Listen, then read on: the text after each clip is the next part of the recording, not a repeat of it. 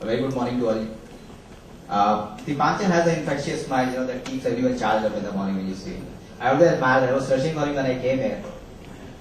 As you know, this is a session on mobile health applications and e-health, which is a hot topic for two reasons. One, no one has figured out what works, and second thing, the market is huge.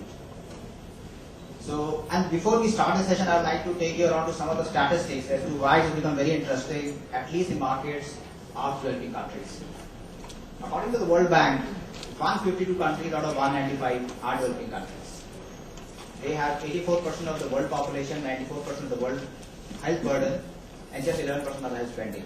With such disparities, you can't, cater to health with traditional models. It's very simple, it's clear.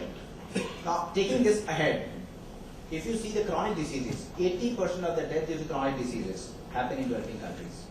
And if you see the doctor-patient ratio, if you go to countries like Africa, you have one doctor for every 50,000 population. Africa has 1.5% of the health force and 25% of the global disease burden. Let's come to India. India has got, as of last month, 470 million mobile users. They're adding around 10 to 12 million every month. Internet usage is 81 million people, growing at around 15% every year.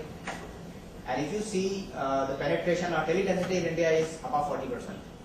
And the mobile penetration, internet penetration is 7%.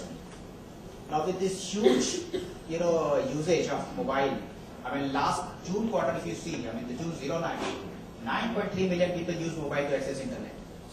Now this shows clearly there's a huge way to go and there's explosive opportunity in health. But somehow, if you look at the other part of the statistics, now let's see what they say. India has got doctor shortage of 2.4 million as per WHO. We produce just 22,000 doctors every year. And out of the doctor strength that we have, 73% work in urban areas, 23% in semi-urban areas, and just 2% in rural areas. And the rural population is 65% of the entire population. So with 2% workforce of health, getting to 65% of the population of the country, do you think ever it can work with traditional model where the cost of setup is high? Maintenance, you shouldn't even talk. You can't maintain a hospital in 6 lakh villages. Majority of them are less than 5,000 population.